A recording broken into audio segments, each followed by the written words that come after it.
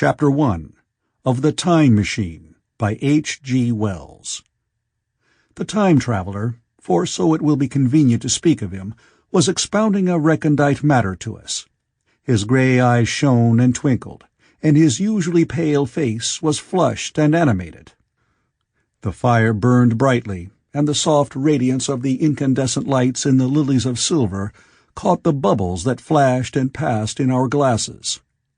Our chairs, being his patents, embraced and caressed us rather than submitted to be sat upon, and there was that luxurious after-dinner atmosphere when thought roams gracefully free of the trammels of precision. And he put it to us in this way, marking the points with a lean forefinger, as we sat and lazily admired his earnestness over his new paradox, as we thought it, and his fecundity. "You must follow me carefully. I shall have to controvert one or two ideas that are almost universally accepted. The geometry, for instance, they taught you at school is founded on a misconception." "Is not that a rather large thing to expect us to begin upon?" said Philby, an argumentative person with red hair. "I do not mean to ask you to accept anything without reasonable ground for it. You will soon admit as much as I need from you. You know, of course, that a mathematical line, a line of thickness, nil, has no real existence. They taught you that? Neither has a mathematical plane. These things are mere abstractions." "That is all right," said the psychologist. "Nor, having only length, breadth, and thickness, can a cube have a real existence." "There I object," said Philby.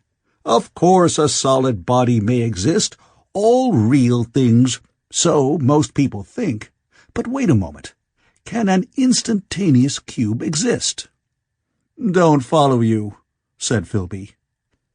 "Can a cube that does not last for any time at all have a real existence?" Philby became pensive. "Clearly," the time traveler proceeded, "any real body must have extension in 4 directions. It must have length, breadth, thickness, and duration.